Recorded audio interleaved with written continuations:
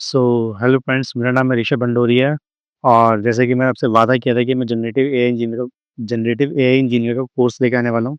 सो ये इसकी first video होगी, ठीक है। मैं डेली डेली वीडियोस डालता रहूँगा, एक दो या तीन जैसे जैसे भी होगा, ठीक है। आपको अपडेट्स मिलती रहेगी।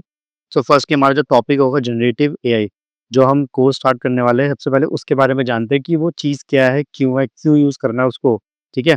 सब कुछ ऑन एंड ऑल सब कुछ जानते हैं, ठीक है, जनरेटिव एआई के बारे में। जैसे कि आपको दिख रहा है कि जनरेटिव एआई क्या है। देखो, जनरेटिव एआई, ठीक है। So what is generative AI? देखो,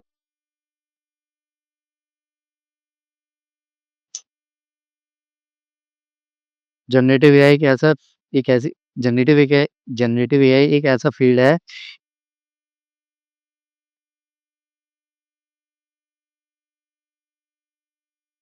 हाँ,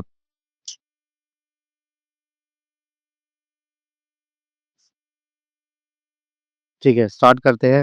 what is generative AI? Generative AI एक ऐसा फील्ड ऑफ एआई है जो नई चीजें जनरेट करता है। Text, image, video, audio, code, 3D object, 3D। मतलब कि जनरेटिव एआई ना एक ऐसी फील्ड ऑफ एआई है। ये एआई की फील्ड है, ठीक है।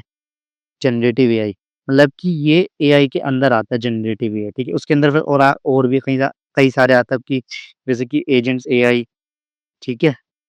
ये सब होता है, ठीक है। ये एक ऐसी फील्ड है जो नई चीज़ें जनरेट करता है, ठीक है। नई चीज़ें जनरेट करके देता है आपको। जैसे कि हमने कुछ इनपुट दिया, उसके बदले में हमें output in a form of text भी हो सकता है, वीडियो भी हो सकती है, ऑडियो भी हो सकती है, एंड एनीथिंग कुछ भी हो सकता है, ठीक है। तो जैसे कि एग्जांपल क्या है इसका, जैसे चैट जीपीटी एक जनरेटिव एआई है जो नया टेक्स्ट बनाता है, स्टेबल डिफ्यूजन नई इमेजेस बनाता है। मतलब चैट जीपीटी जैसे आपको पता ही है कि जैसे कि हम कुछ प्रॉम्प्ट लिखते हैं, फिर उसके बेसिस पे हमारा, अगर हम उसको बोलेंगे क्रिएट पिक्चर, तो वो क्रिएट पिक्चर आपको क्रिएट क्रिएट करके दे देगा। अगर हम सोरा में जाएँगे, चैट जीपीटी के अंदर ही आता है सोरा, उसके अंदर जाएँगे तो आपको वीडियो जनरेट करके दे देगा, ठीक है। मतलब बस डाटा को समझने तक लिमिटेड नहीं है, जैसे नॉर्मल मशीन लर्निंग मॉडल्स, बल्कि नया क्रिएट भी करता है। मतलब कि मशीन लर्निंग की तरह नहीं है कि बस डेटा डेटा लिमिट जैसे कि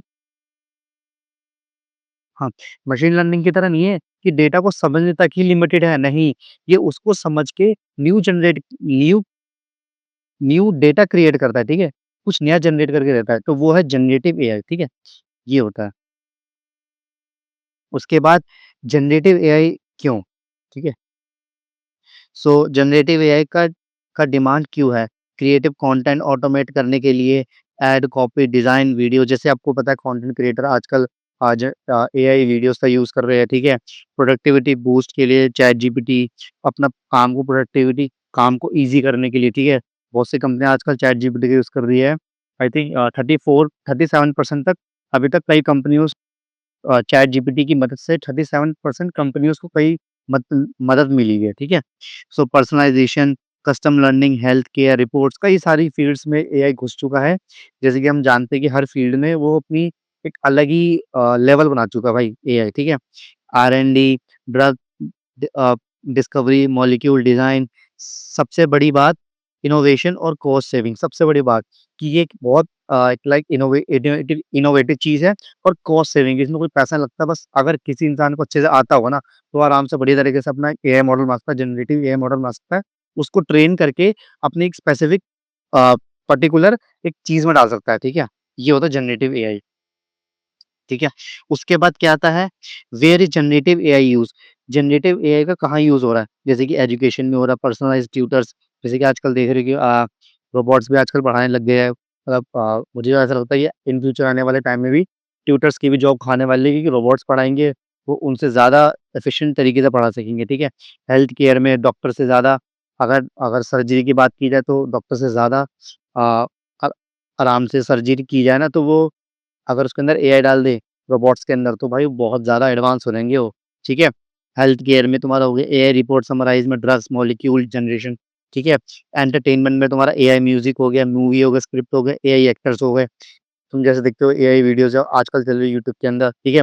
मार्केटिंग हो गया, ad creators, email, social media post, software development, copilot, code generation, gaming industry में भी बहुत काम आता है, एआई जनरेटेड 3D एसेस एंड डायलॉग्स में, ठीक है? मतलब भाई हर फील्ड में तुम्हारा एआई घुसा हुआ है, हर फील्ड में, ठीक है? उसके बाद होता है how does generative AI work? Generative AI काम कैसे करता है, ठीक है?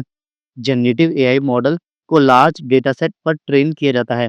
मतलब कि जनरेटिव एआई को बहुत सारे डेटा सेट मतलब ट्रिलियंस, क्विंटिलियंस मतलब बहुत सारे डेटा को ट्रेन करके उसको फिर उसके काम में लाया जाता है एआई उसको मॉडल को। जैसे कि बहुत क्विंटम या फिर अ, बहुत सारे डेटा होते हैं, लाइक मैं बोल नहीं सकता, उसको ट्रेन किया जाता है, एक मॉडल को ट्रेन किया जाता है इतने सारे डेटा के साथ, फिर उसको अपने काम में लाया जाता है, ठीक है? जनरेटिव एआई मॉडल्स को लार्ज डेटा सेट पर ट्रेन किया जाता है, कई सारे डेटा सेट पे ट्रेन किया जाता है, फिर वो मॉडल्स पैटर्न सीखते हैं और उन पैटर्न्स के बेसिस पर नया डाटा जनरेट करते हैं। मतलब कि जो हम डेटा देते हैं, उनको वो सीखते हैं, फिर उसके बाद जितना भी सीख के ना, वो नया डाटा जनरेट करके देते हैं, ठीक है? ये होता है तुम्हारा जनरेटिव एआई, ठीक है? मतलब कि कुछ नया जनरेट करके दे रहा है, कुछ लिख के तुमने कुछ प्रॉम्प्ट दिया, उससे उसके बेसिस पे वो तुम्हें कुछ नया जनरेट करके दे रहा है, क्योंकि उसके पास large number of data set है, ठीक है? ये होता है। अब इसके कोर कॉन्सेप्ट्स क्या है जनरेटिव एआई की, जैसे कि एलएलएम्स, लार्ज लैंग्वेज मॉडल्स। देखिए जैसे तुम्हारा चैट जीपीटी है, लामा है, मिस्ट्राल टेक्स्ट जनरेशन, मैं अभी सबको पढ़ाऊँगा धीरे-धीरे करके, सब टेंशन मत लो, ठीक है? उसके बाद डिफ्यूजन मॉडल्स है, stable diffusion, DALL E, image video generation, DALL E, Sora की मदद से तुम अपना वीडियो जनरेट कर सकते हो चैट जीपीटी में जाके, और कई सारे एआई टूल्स हैं, जो तुम्हारे वीडियो जनरेट करके देते हैं, ठीक है? गैन्स हो गया, generative adv generative adversarial networks हो गया, style GAN, cycle GAN, images, videos, ठीक है? ये भी तुम्हारी इमेज और वीडियो को जनरेट करने में मदद करता है, ठीक है? वेस हो गया, वेरिएशनल अ, वेरिएशनल ऑटो एन्कोडर्स, ठीक है? लेटेंट स्पेस रिप्रेजेंटेशन के लिए, ठीक है?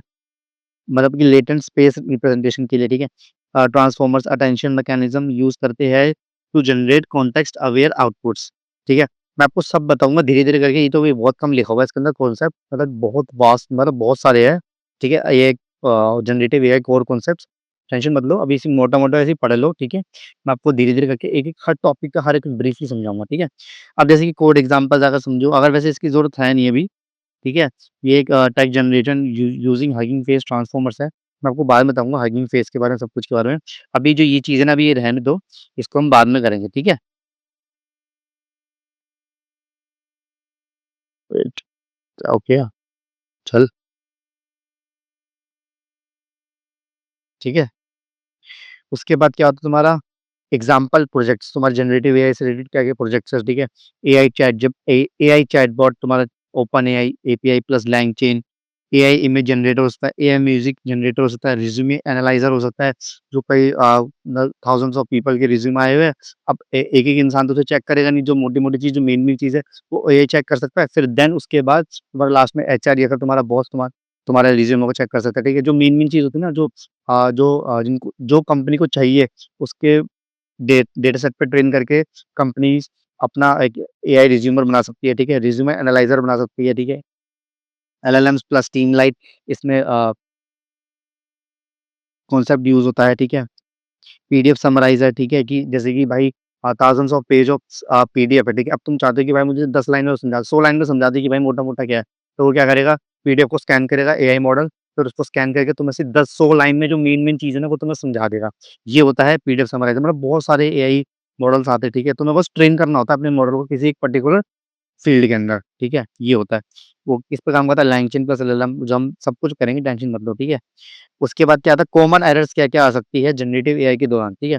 जैसे प्रॉम्प्ट वैग देना, मतलब अगर प्रॉम्प्ट गलत दे दिया तो लो डाटा क्वालिटी, जैसे तुम कई बार होता है ना, तुमने जैसे प्रॉम्प्ट ठीक से नहीं दिया तो वीडियो गलत बन जाती है कभी-कभार।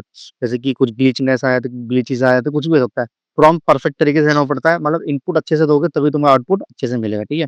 उसके बाद जीपीयू, टीपीयू ना यूज़ करना, मॉडल ट्रेनिंग बहुत स्लो होता है।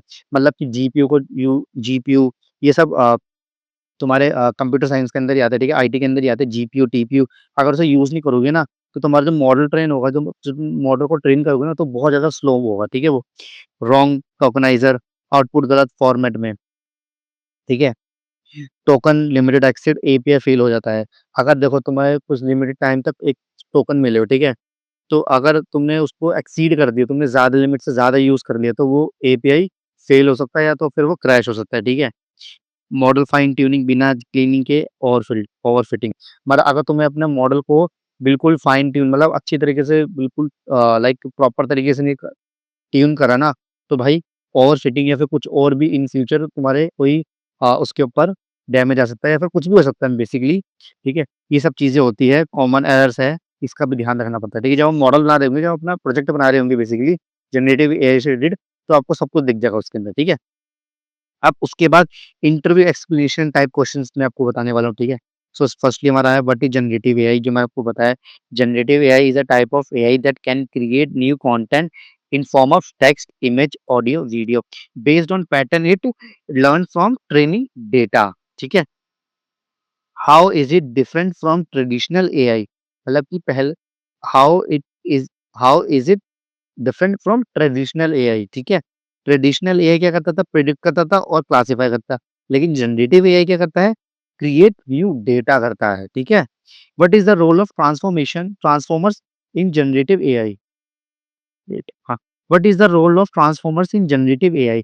Transformers use the attention mechanism to understand context and generate high quality outputs in NLP and vision tasks. मतलब कि transformers use the attention mechanism to understand context and generate high quality outputs in NLP and vision task, ठीक है? What are diffusion models? They start with random noise. They start with random noise and it iteratively denoise it to generate realistic images, ठीक है? Diffusion model की मदद से। What is prompt engineering? Prompt engineering is designing effects prompts input to guide generate AI models to produce better output, मतलब कि अच्छा input दोगे, सही इनपुट दोगे तो तुम्हें बेटर आउटपुट मिलेगा, ठीक है? वो है प्रॉम्प्ट इंजीनियरिंग की तरह, ठीक है? वही है, ठीक है? फाइनल समरी, ठीक है?